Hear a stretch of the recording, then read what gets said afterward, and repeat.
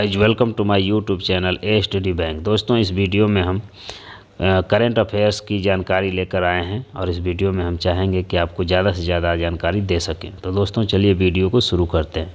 विजय राज और वरुण शर्मा बने इजी माई ट्रिप के ब्रांड एम्बेसडर।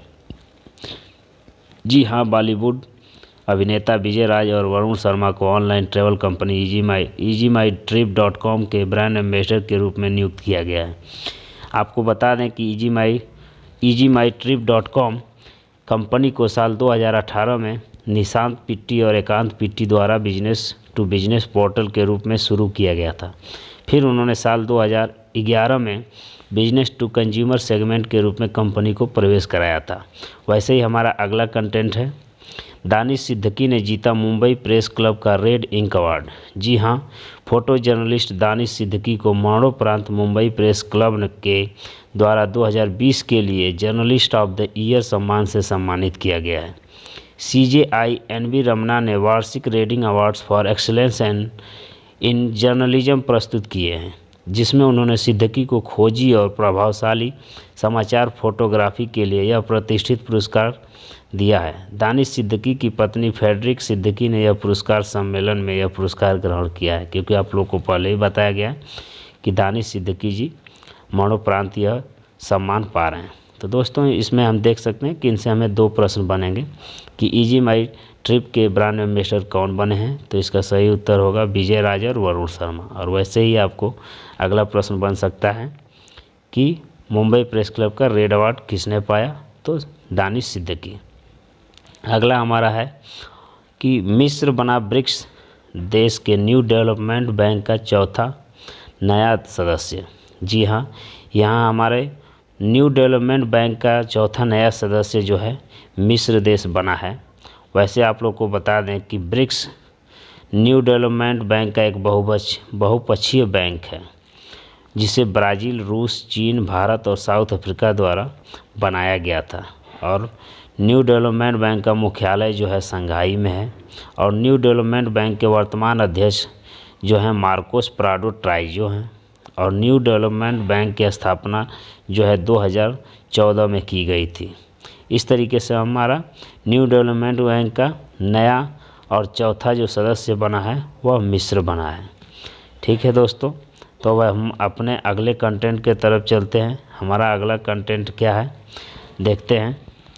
इसमें दोस्तों आप लोग को ये करंट अफेयर्स की सारी जानकारियां हैं जो आप लोग को समय समय पे क्वेश्चन बनते रहते हैं। इन सब से प्रतियोगी परीक्षाओं में आने वाले अक्सर ये प्रश्न इन्हीं सब से पूछा जाता है कि देश दुनिया के आपको जानकारी है या नहीं है। अगर नहीं है तब तो आपके प्रश्न नहीं हल कर पाएंगे।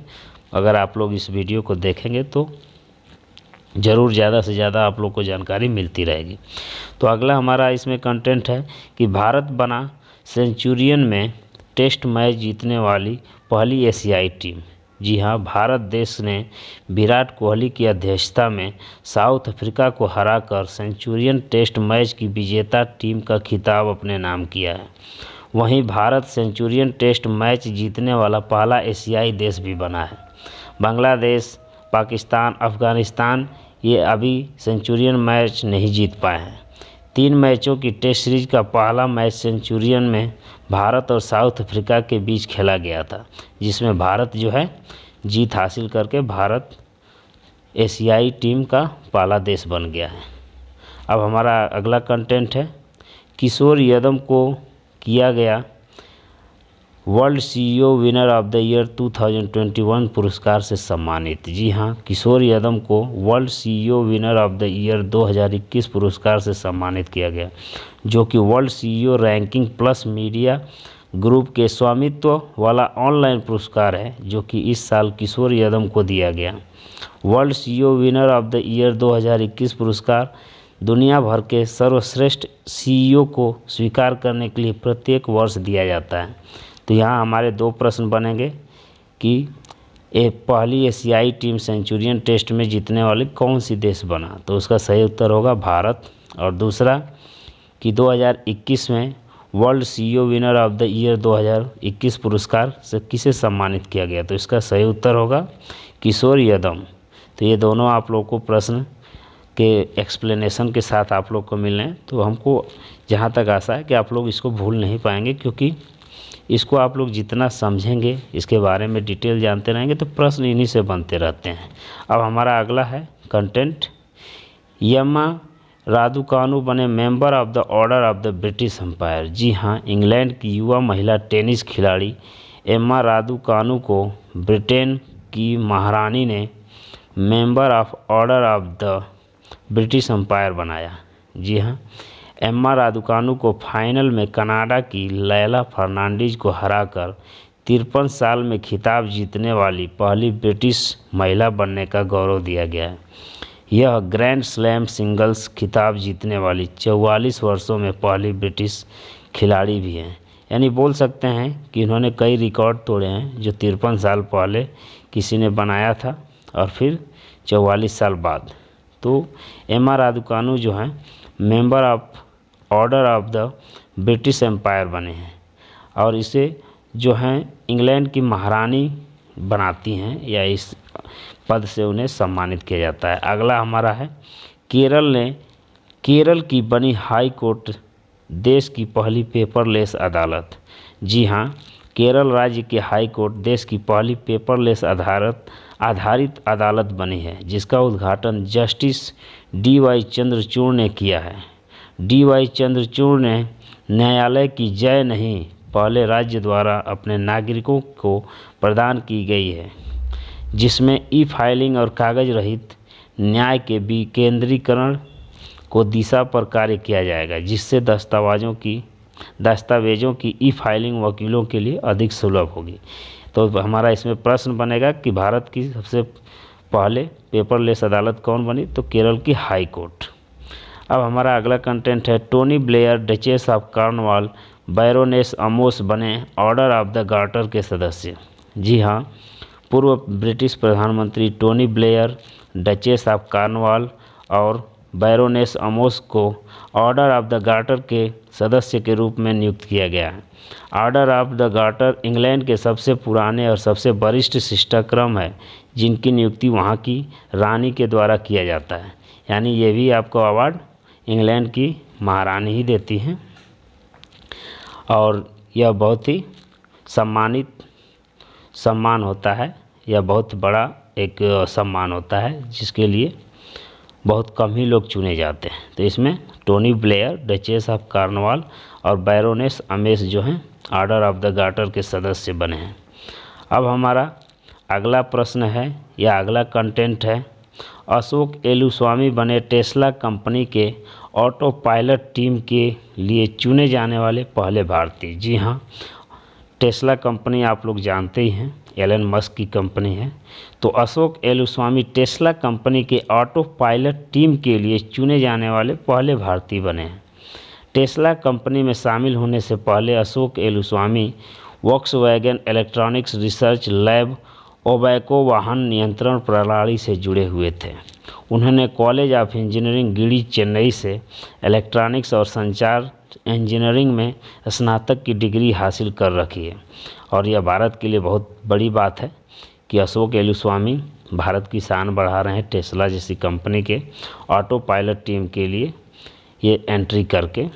तो इससे बहुत अच्छी हमारी देश की प्रतिभा भी बढ़ी है। अब हमारा अगला कंटेंट है सोमा शंकर प्रसाद बने यूको बैंक के नए एमडी और सीईओ। जी हाँ, यूको बैंक के नए एमडी और सीईओ के रूप में सोमा शंकर प्रसाद को नियुक्त किया गया है, जो कि इससे पहले भारतीय स्टेट बैंक के उप प्रबंध निदेशक के रूप में कार्यरत थे। सोमा शंकर प्रसाद 1985 बैच के परिवीक्षाधीन अधिकारी हैं, जिन्हें बैंकिंग उद्योग में 35 वर्षों से अधिक का अनुभव है। वह 2013 से अक्टूबर 2014 तक एसबीआई पेंशन फंड के प्रबंध निदेशक और सीईओ भी रह चुके हैं और यह बहुत ही अच्छी उपलब्धि इन्होंने पाई है, जो यूको बैंक के नए एमडी और सीईओ नियुक्त किए गए हैं। अब हमारा अगला कंटेंट है रोटोमैक कंपनी के मालिक विक्रम कोठारी का हुआ निधन। जी हाँ, रोटोमैक एक पेन कंपनी है जो मैक्सिमम हम लोग रोटोमैक की पेन यूज भी करते आए हैं। रोटोमैक कंपनी के मालिक विक्रम कोठारी का 73 साल की आयु में निधन हुआ है, जिनका निधन उत्तर प्रदेश के कानपुर में हुआ है। विक्रम कोठारी ने पान मसाला और रोटोमैक पेन लॉन्च किया था। विक्रम कोठारी ने 1995 में रोटोमैक पेन लॉन्च किया था, जिसमें उन्होंने कड़ी मेहनत के बाद 10 वर्ष के बाद ही कंपनी की कीमत को 100 करोड़ के पार पहुंचा दिया था। अब हमारा अगला कंटेंट है, उड़ीसा बना राज्य का गंजाम जिला बाल विवाह मुक्त। जी हाँ, उड़ीसा राज्य का गंजाम जिला जो है वह बाल विवाह मुक्त जिला बनने का पहला जिला का एक बोल सकते हैं कि तमगा हासिल किया है, जिसमें जिला प्रशासन पिछले 2 सालों में 450 बाल विवाह और वीडियो रिकॉर्ड 48,383 विवाहों को रोकने में सक्षम रहा था। केंद्र सरकार राज्य सरकार ने गंजाम में निर्भया कड़ी नाम से एक पहल शुरू की थी, जिसमें 12 से 18 साल की लड़कियां अगर 5 दिनों तक स्कूल में अनुपस्थित हैं तो शैक्षणिक संस्थानों को प्रशासन को इसकी सूचना देना अनिवार्य किया गया था, ताकि किशोरियों पर नज़र रखी जा सके। इसके अलावा प्रशासन ने विवाह के लिए आधार कार्ड को जिला में अनिवार्य किया था। यानी यहाँ एक कड़ी बनाई गई थी जिसका नाम था निर्भया कड़ी, और इस कड़ी के अनुसार बहुत अच्छी उपलब्धि मिली। अब हमारा अगला कंटेंट है, पद्मश्री से सम्मानित समाज सेवी सिंधु ताई सपकाल का हुआ निधन। जी, इन्हें कौन नहीं जानता होगा, सिंधु ताई सपकाल। इन्हें अनाथों की मां का भी उपाधि मिला हुआ है। इन्हें पद्मश्री सम्मान से सम्मानित किया गया। 73 वर्ष की आयु में इनका निधन हुआ है, और इन्हें 2021 में सामाजिक कार्य श्रेणी में पद्मश्री सम्मान से सम्मानित किया गया हमारे राष्ट्रपति कोविंद राम जी के द्वारा। उन्होंने अपने जीवन काल में 750 से अधिक पुरस्कार और सम्मान प्राप्त किए थे। महाराष्ट्र की रहने वाली सिंधु ताई ने करीब 2000 अनाथों को गोद भी लिया हुआ था। दोस्तों, इनकी कहानी बहुत रोचक है और इन्होंने बहुत ही महान कार्य किए कि अनाथों को गोद लिया।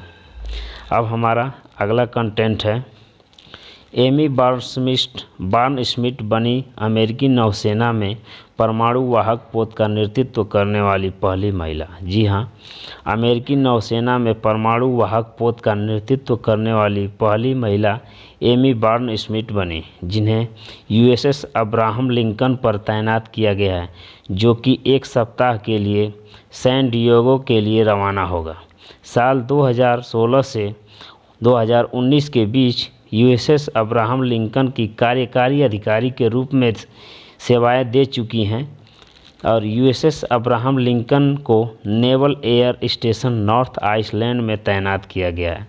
एमी बार्नस्मिथ जो हैं बहुत ही बड़ा काम की हैं। और हमारा अगला कंटेंट है, साउथ इंडिया बैंक ने जीता UI path automation excellence award 2021। जी हाँ, साउथ इंडिया बैंक ने UI path automation excellence award 2021 जीता। UI path automation excellence award 2021 crisis for business continuity के लिए साउथ इंडिया बैंक को प्रदान किया गया है। इसके अलावा अगर अन्य पुरस्कार की बात की जाए तो बेस्ट कोग्निटिव ऑटोमेशन श्रेणी में ईआई ग्लोबल डिलीवरी सर्विसेज और प्राइस वाटर हाउस कूपर्स को एक्सीलेंस अवार्ड दिया गया है। वहीं बेस्ट फर्स्ट टाइम ऑटोमेशन का खिताब जीते और सापुरजी पल्लोनजी एंड कंपनी को दिया गया है। इस तरीके से यह अवार्ड कुछ कंपनियों ने और कुछ बैंकों ने पाया है, जो अपने आप में बड़ी एक जीत है, और 2021 में ये पुरस्कार इन लोगों को मिले हैं। अब हमारा अगला कंटेंट है, उत्तर प्रदेश में स्थित मैनपुरी सैनिक स्कूल का नाम रखा गया जनरल बिपिन रावत के नाम पर। जी हाँ, जनरल बिपिन रावत हमारे देश के चीफ डिफेंस ऑफ स्टाफ थे, जो कि तमिलनाडु के कन्नूर में हेलीकॉप्टर क्रैश में इनकी मृत्यु हो गई। उत्तर प्रदेश के मैनपुरी सैनिक स्कूल का नाम इनके नाम जनरल बिपिन रावत के नाम पर रखने की घोषणा की गई है। और यह स्कूल जो है, सैनिक स्कूल की शुरुआत 1 अप्रैल 2019 में की गई थी, और जिसे स्कूल का पहला बैच 22 जुलाई 2019 से शुरू किया गया था। अब इसका नाम सैनिक स्कूल का नाम चेंज करके जनरल बिपिन रावत सैनिक स्कूल रखा जाएगा। अब हमारा अगला कंटेंट के तरफ देखते हैं।